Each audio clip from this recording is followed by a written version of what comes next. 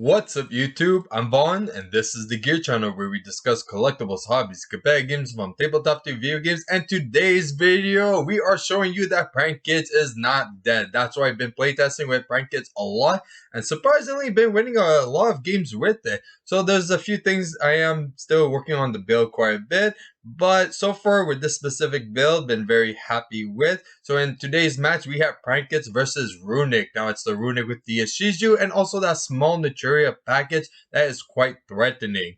So before we begin, friendly reminder as always to like and subscribe because it really helps the channel a lot and I do really appreciate it. And as always, if this video receives at least 10 likes, I'm definitely going to do a tech profile of this specific build. But I do want to mention one thing, warning. This match definitely has a lot of misplays, but some pro plays, but a lot of misplays, because I haven't been playing Prank Kids in quite a bit of time, so definitely have to refresh my memory on a lot of plays, but it wasn't that bad. So sadly, we are actually going second, and what our opponent has is the two Medora. They have the freezing, they have tactic, they have the Camellia, which is very good, and we have the Pandemonium, the Duel, the Dropsies, the Ash, and the Terraforming. So pretty good hand for going second, I would actually say. So our opponent is going to start, and I believe they're going to start with the Medora. So let's see right here. There he goes. And he's going to be all set, and he's going to play the very scary Gravekeeper card. Now, pretty much, as soon as Exchange of the Spirit is in the grave, we have no choice but to scoop right off the bat. Because if you guys don't know, if Exchange of the Spirit is in the grave, that means all the monsters' effects in the grave are negated, and also, no, not even negated, your opponent cannot activate them. And also, you cannot spell 7 monsters from the graveyard. So as soon as that is live and active, all our Prank Kids are pretty much dead and we can't do anything. So we have to try and play as much as possible before that even happens. So we're going to ash that, they're going tactics, and then they're going to choose to draw 2, which makes our draw nice and live. So we're going to be doing exactly that. Okay, now they're going to sadly chain 2 of their cards, so they're going to chain the tip and also the Gravekeeper, so they're going to still add even though we did draw, because they could definitely chain into draw, so they're going to switch first and then draw is going to resolve and then no more adding afterwards. So pretty much a very useless draw, I would say. So Callback is definitely a very strong card because if we use our Pandemonium, then they could just bounce the fusion back into our actual deck, and then we just lose from there. But they make Omega, and then they're going to hand loop us for 1. And all we could pray for is drawing through a Prank Kid, so we could use our Pandemonium right off the bat. And sadly, it was a polymerization, so we really cannot do much. So we have no choice but to pass, because there's no point of trying to even like setting or doing any shenanigans if our opponent is just going to go with the Omega hand loop again. So we want to keep as much as possible in our hand. Okay, so they're going to go off a bit. They're going to definitely use the Gravekeeper, send the Callback, go add, and then Callback is going to mill the 5 cards of both of us, and our opponent is going to get the Soul of Exchange, and we clearly see that. So that is going to lead us to actually just scooping right away, because since that's live, there's nothing we could do at all. So we're going to go into game 2, and this time we are starting because we actually want to play this time. Okay, so our opponent has the Flashing Fire. They have the, which is kind of weird actually, that they actually either put this in or they didn't side it out, but this is definitely a useless card against Prank Kids. But they have Camellia again, they have Destruction, and then they have Natural Blessing. We have the Fancies, Ash again, Lampsies, Prank, and Joel again. So we're pretty much all set over here, I would say. So we're going to go, and this time, I believe we're going to actually take a very easy approach because we're not going to do the Battle Butler play because they're not really doing offensive towards the monsters. So I want to do more of deck thinning and setting up as much interruptions as we can. So we're going to be doing that instead. So we're going to go use Pranks, then Fancies, link both of them, and then do Chainlink 1, Lampsies, Chainlink 2, well, Fancies. Actually, Chainlink 2. Okay. We're going to get the place. We're going to activate place. We're going to go and get a Roxy because we're going to banish it for the other Roxy. Link again for a Duel. Use Roxy. Like I said, we're doing some deck thinning so we could draw into Imperm. Very nice. Okay, spell summon Fancies in defense. We're going to use Duel. Add. So we're going to add the Dropsies and the Lampsies. And then set the Imperm, activate Pranks, and pass. So now we got some extra cards for follow-up. We have 3 interruptions that we could use for our opponent. So I feel pretty comfortable with this hand in case if they start doing like more banishing or even Omega again. At least we have cards already that we could play with that's in our hand or presently on the board. So that was like the idea why I didn't really want to extend towards like a Battle Butler or Game Pandemonium as well. Okay, so our opponent draws Called by the Grave. Very scary card. Okay. So I believe they're going to start with the Destruction. So that's going to get rid of Pranks, which we're kind of sad about actually. And then we're going to banish 4. And there goes our Prank Kids cards. Camellia, we're going to use Imperm, not Ash, just in case if our opponent has another tactic right away. But also, they don't really want to use Ash. I'd rather use it on any of the Callback or the other Shuzu cards that's more threatening. So we're going to be doing Imperm. Waiting for our opponent. Okay. They're going to pop this. And we're going to have to banish. And then they're going to set Called by the Grave. Set Nurture Blessing and pass. Now we drew into King of the Swamp. Very nice. So we're going to go and activate King of the Swamp. And surprisingly, our opponent, like, it does make sense that he didn't activate Call by the Grave on King of the Swamp because we had, what, 6 cards in hand? Well, now 5 after that. So definitely hitting Call by the Grave. Like, you rather use it on either Doe or Rocket Ride. Any of those cards more on King of the Swamp. So definitely. So we're going to add the polymerization. We're going to activate it. We're going to send those 2. We're going to special. Activate all the Prank Kids. And then place as Chain Link 3. So we're going to increase the guys quite a bit. Okay. Now we're going to go link those 2.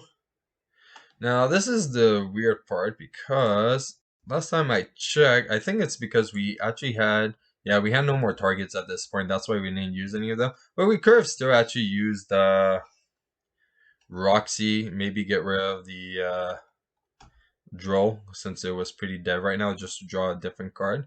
But it's okay. So we're going to go and activate place. And then we're going to go and normal summon the Lampsies. And then we're going to go into battle phase. So we're going to swing at everyone. And Lampsies at 25 now. And then swing, he's at 25. So our opponent's missing 500. Because place made a rocket gain. Now we're going to go into main phase 2. Which we like misclick. But yeah. And we're going to go and spell summon our Fancy and Dropsies. They're going to go Nurture Blessing. That is completely fine. So there we go. They're going to activate the Luxuria. And we're going to Ash it. And now they're going to use Call by the Grave. Which is kind of weird. But it's okay. So they're going to use Call by the Grave. They're going to go do all the nice little shenanigans. Yeah, we're going to link because we decide not to read the full extent of all the Nuturia. So this is probably the biggest misplay in Game 2 that we did.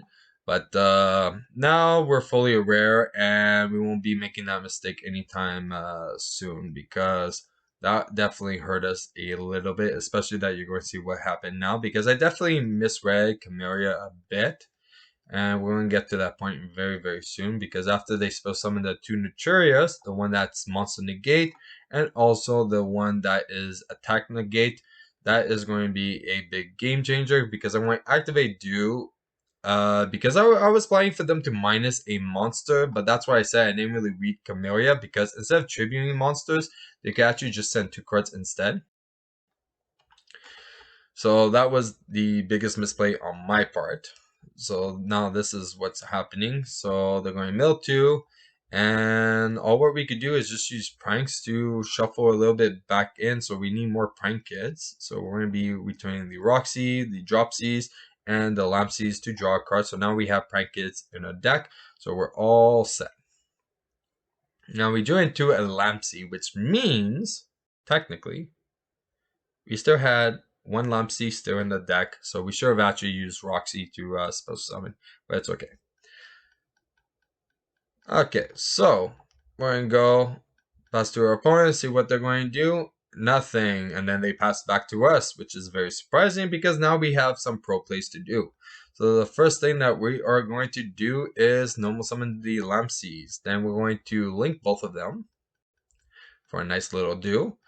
Trigger all four of them as Duel 1, Lampsy 2, Dropsy 3, and place 4. So there we go. So all the monsters minus 500, we're going to special summon and add Pandemonium, because even though this one has to activate the effect when a monster declares an attack, to negate it, we're going to go and summon a Weather Washer, which says no.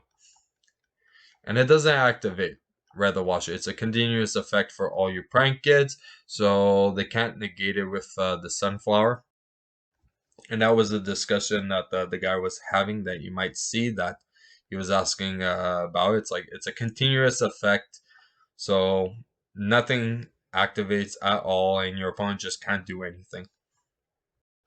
So we wipe the board. We're pretty much good. We're going to go and activate Do. We're going to go and get the Pandemonium, I believe, and also the Dropsies. And now we're going to start preparing for a Battle Butler just in case. So if our opponent does any more plays or somehow spams the board just a little bit, at least we're going to be fully prepared. Okay, good. Okay, so the first thing we're going to do is use Bow Wow to add. And I believe we're going to add... Oh, our opponent quits. It's okay. Now we're going into game 3. And we are going second, sadly. Alright, so our opponent has Tip, Flashing Fire, Swords of Concealing Light, which is, honest, it's not bad. I know a lot of decks that this would be very valuable for, but for brackets, not so much, okay? Then we have Ash Blossom, and then we have Runick Tip. And the only reason why I say Swords of Concealing Light is because if we focus more on doing like link summoning or actually or fusion monster that has the quick plays effects, we could just chain it to it and then just focus on our link monsters instead. Or we could chain like Rip Roaring Rooster. Like there's a lot of outs to this for prank kits. Us, we have Lampsies, Lightning Storm, Polymerization, Lampsies, and prank kits place. So pretty decent hand, and Lightning Storm is actually sided. So we're going to go and let our opponent play his cards first. So they're going to go into Tip first. And they're going to go and add. So Freezing Curses. Nice. Okay, now they're going to go and summon their little fairy girl, whatever her name is, Hugin. Ugh, that's such a horrible name, Hugin. I didn't even know that was the name. I just called it like Pixie. But anyways, so they're going to trigger that effect. They're going to discard for cause, add Fountain. So there goes the swords. Okay, and now it's our turn. So our opponent doesn't really have much, but we're happy. And we drew into King of the Swamp, which is very good. So we're going to go into our main phase 1, activate place first. Wait for our opponent. We're going to go get Dropsies. Very nice. Activate Polymerization. And this is probably was one of the biggest debates. Maybe like I wanted to keep Swamp just for a follow-up or get another Polymerization in case if we needed. But we could have actually made Battle Butler as well. So that could have been another option. Okay. So they're doing the Runick play. Okay. So they're chaining that. And so I special summon the 2, but we're going to have to put them back because I forgot to banish the top card of our deck for the Runick deck. So we're going to do that first. So we banish Nib, which is also another side deck card. Okay. Then they're going to go and pop that, and then we're going to have to banish. Oof, so much. Okay, now Fountain is going to go and shuffle 3 at the bottom of the deck, and then they're going to draw 3. Very nice. Okay. Now we're pretty much all set. So we're going to activate King of the Swamp. They're going Ash, which kind of hurts a bit. So now we're going to link those two, make Dough. We're going to trigger all of them. They're going to go and activate this, but it's okay because it still triggers and we could actually still resolve Dough. So we're going to be doing exactly that. And we're going to go and send, special, add, and then Banish of Lightning Storm because it was a dead card at the beginning because of the Hugin. So we're going to draw a card, drew interacts. Pretty nice. Okay, supposed to summon Dropsies. Very nice. Now we're going to go and overlay those two. Make totally awesome. Okay, use Rocket Ride. Get Do, get Fancies. Okay, our opponent has to minus 500. He's not minus 500. So we're going to see what's going on, waiting for him. And he left the duel, but it's okay, because I'll still show you what we were going to do. So we had a few options of what to do, but what I wanted to do, since we already had 2 interruptions and we had to deal with these 2, and I want that small little advantage to, because our opponent's going to be at 75. So I want to lower the life points as much as possible. So I was going to normal summon the Lapsies because we didn't normal summon yet. We're going to link it for a Bow Wow, and then we were going to go and make an access code. So access code would go copy either Bow Wow or the Do, whatever, and then we could use the effect of access code to go delete the Hugin and then the Fountain. So opponent doesn't have anything, then attack with Bolt. So that would be 65 of damage. Okay, so our opponent would be at 1,000. And yeah, pretty much activate pranks and just rely on those 2 interruptions. And that's it for the match. Now, as you can see, Prank Kids is very strong deck, even still, even without the Meow, even without the Mystic Mine and the Infinity Loop combo. So if you guys enjoyed today's match, you know what to do. Like and subscribe. And like I said, if we reach at least 10 likes, definitely we're going to do a deck profile of this specific deck. And if you want a sneak peek of future products we're planning to review here on the channel, you can follow me on my Instagram, VaughnGear. I'm Vaughn, and this was the Gear Channel.